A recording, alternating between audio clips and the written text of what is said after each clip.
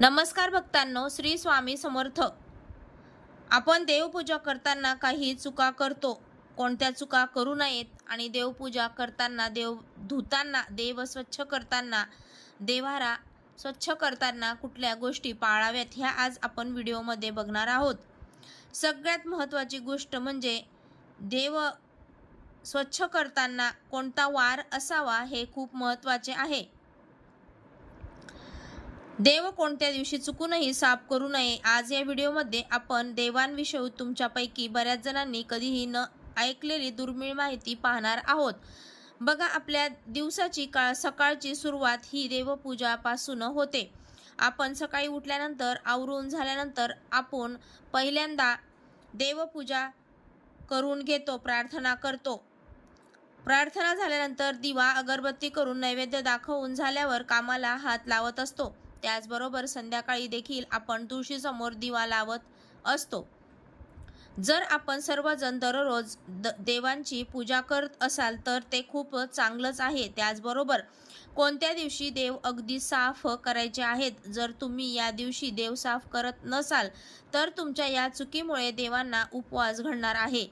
तर कोणत्या दिवशी तुम्हाला देवाची पूजा करायची आहे व दुसरी गोष्ट म्हणजे तुमच्या कोणत्या चुकीमुळे देवाला उपवास घडणार आहे याच विषयाची संपूर्ण माहिती आपण आजच्या या व्हिडिओमध्ये पाहणार आहोत. व्हिडिओ आवडला असेल तर व्हिडिओला लाईक करा आणि कमेंट बॉक्समध्ये श्री स्वामी समर्थ नक्की लिहा. हिंदू धर्मानुसार रोज सकाळी संध्याकाळी देवाची पूजा करण्याची प्रथा आहे. देवांची विविध पूजा करून प्रार्थना व स्तोत्र म्हणणे हे शास्त्रोक्त सांगितलं आहे. घरात जागेची कमतरता असल्यास एका भागात छोटेसे देवघर बनवले जाते, तर छोटे मोठे घर असल्यास एका खोलीतच पूजेची खोली करण्यात येते. घरात असलेल्या छोट्याशा देवघरामुळेही घरात सकारात्मक नांदते. तर रोज पूजा अर्चना केल्यामुळे देवांची पूजा बसते. ज्याप्रमाणे पूजपाठ करण्याचे नियम असतात त्याचप्रमाणे देवघरात कोणते सामान ठेवावे व देवघराची काळजी कशी घ्यावी याचेही काही नियम आहेत. शास्त्रानुसार या नियमांचे पालन केल्यास घरात सुख समृद्धी नांदते, तसंच घरात सकारात्मकता राहते. दररोज आपण देवपूजा करतो, देवांना स्नान देखील घालत असतो. स्नान करून झाल्यानंतर आपण वेगवेगळ्या देवांना ठरवलेली हळदी कुंकू किंवा अष्टगंध लावत असतो. अशामुळे देव हे लवकरच काळे देखील पडायला सुरुवात होते.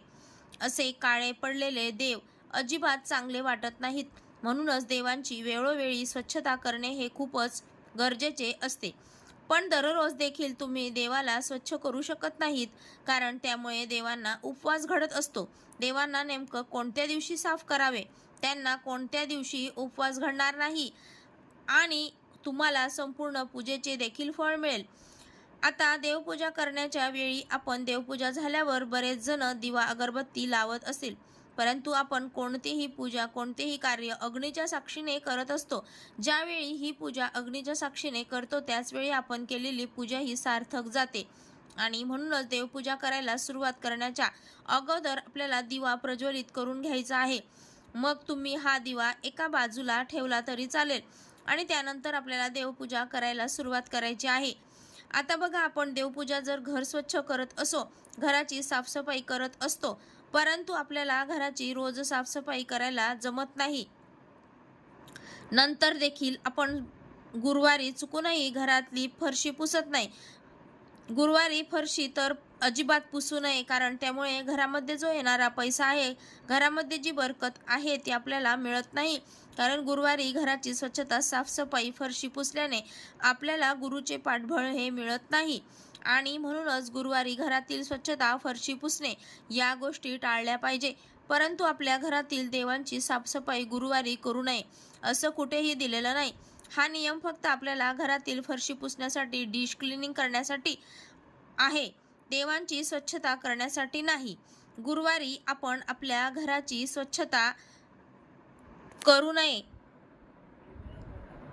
या कारणामुळे घरांच्यात येणारा पैसा हा कमी येऊ शकतो आणि म्हणून ती फरशी पुसणे आपण टाळले पाहिजे, कारण त्यामुळे आपल्या पतीची प्रगती खुंटते, आपल्या घरातील कामात अडथळे येतात, मुलांची प्रगती खुंटते आणि म्हणून ह्या गोष्टी कुठेही दिलेल्या नाहीत. आपण देवांना स्वच्छ हे कधीही करू शकतात. मग एखादी वस्तू गुरुवारी असू द्या, गुरुवारी आणि एकादशीच्या दिवशी घरातील देवाची साफसफाई करणे टाळा. या दिवशी देवावर घर स्वच्छ करण्याचे घरात दारिद्र्य आणि नष्ट झेलावे लागतात. अशातच घरात राहणाऱ्या लोकांकडे मोठे नुकसान सहन करावे लागते. त्याचवेळी रात्री चुकूनही देवाची स्वच्छता करू नये. असं केल्याने देवी लक्ष्मीला कोप होऊ शकतो आणि देवी लक्ष्मीच्या क्रोधामुळे आर्थिक फटका तुम्हाला बसू शकतो. आता हा जो नियम आहे सर्वांना लागू पडेल. आणि बघा, तुमच्या घरात तुमच्या पारंपरिक पद्धतीने कशी देवपूजा केली जाते, स्वच्छता केली जाते, या गोष्टी घडत असतात. यामुळे तुम्ही नेहमी काय करायचे आहे, परंतु त्यात काही चुका होत असतात तर त्या तुम्हाला सुधारायच्या आहेत. पण जर का तुमच्याकडे गुरुवारी एकादशीला देवघर साफ केले जात असतील, तर देव साफ केले जात असेल तर तुम्ही ते करू शकतात. शेवटी प्रत्येकाला प्रत्येकाच्या कर्मानुसार फळ मिळतं. आता देवांना स्वच्छ कधी करावे तर पहा, आपण प्रत्येक शुभ दिवशी, सणाच्या दिवशी या वेळेला देव स्वच्छ काळे पडलेले असतील त्यावेळेला आपण देव स्वच्छ करू शकतो.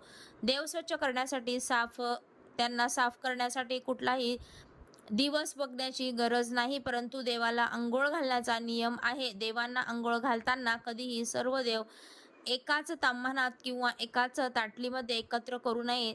त्यावर आपल्याला कधीही पंचामृताने किंवा पाण्याने संपूर्ण एकत्र अंघोळ घालायची नाही. आता तुमच्याकडे जर का मोजकेच देव असतील तर हा नियम आहे, आणि जर मोजकेच देव असूनही इतर देव देखील असतील तर हाच नियम आहे.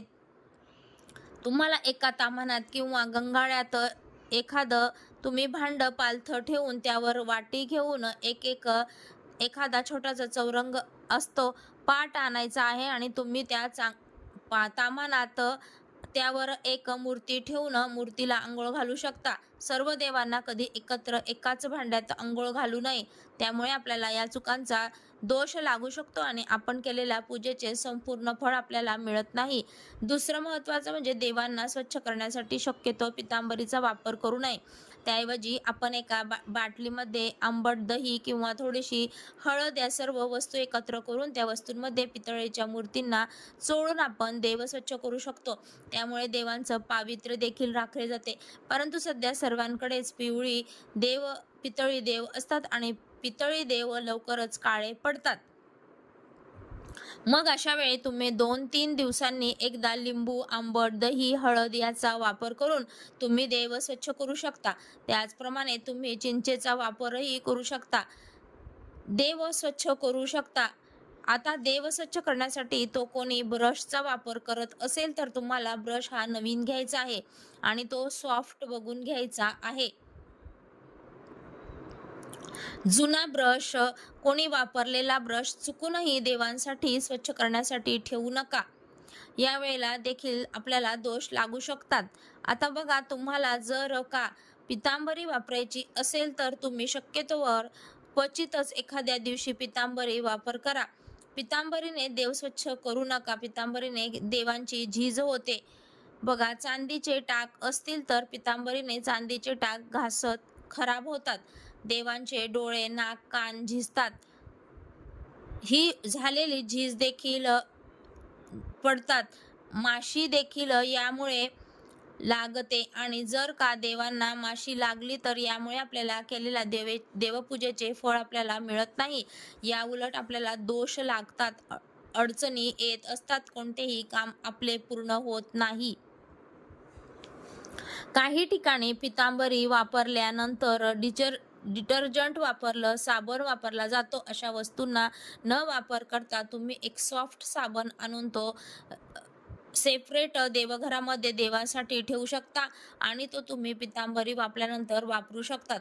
आपण देवांची पूजा जेवढी शास्त्रशुद्ध पद्धतीने करू तेवढेच त्यांचे संपूर्ण फळ आपल्याला मिळत असते. जेव्हा देवघराची स्वच्छता करतो तेव्हा देवघरातील देवांचे मूर्ती आणि फोटो जमिनीवर ठेवू नका. त्यांना स्वच्छ ठिकाणी आणि स्वच्छ कपड्यावरच किंवा भांड्यात ठेवा. देव स्वच्छ करण्यासाठी अमावस्या तिथी अतिशय महत्त्वाची मानली जाते, कारण याचप्रमाणे एकादशीला देव स्वच्छ करू शकतो आणि प्रत्येक सणाच्या दिवशी आपण देव स्वच्छ करू शकतो. देव स्वच्छ केल्यानंतर देवपूजा झाल्यावर देवांना हळदी कुंकू अष्टगंध लावल्याने फुले अर्पण करावी. धूप दीप अगरबत्ती लावली आणि रोज देवाला नैवेद्य दाखवावा. आपल्या देवघरातील मेन देव म्हणजे आपली कुलदेवी आणि कुलदैवत यांची सेवा आपल्याला रोज करायची आहे आणि त्यानंतर आपले सुरू असलेले गुरूंचे देखील आपल्याला रोज न चुकता सेवा करायची आहे. आपल्या देवघरामध्ये मेन देव एक म्हणजे अगदी आपली कुलदेवीची, दुसरं आपले कुलदैवत, तिसरा शंकराची पिंड, चौथी म्हणजे अन्नपूर्णा देवी आणि पाचवा म्हणजे बाळकृष्णाची मूर्ती आणि गणपती बाप्पांची मूर्ती. या व्यतिरिक्त आपण देवघरांमध्ये लक्ष्मी मातेची मूर्ती, विठ्ठला रुक्मिणीची मूर्ती सुद्धा ठेवू शकतो. व्हिडिओ आवडला असेल तर कमेंटमध्ये श्री स्वामी समर्थ नक्की लिहा. संपूर्ण व्हिडिओ पाहिल्याबद्दल धन्यवाद.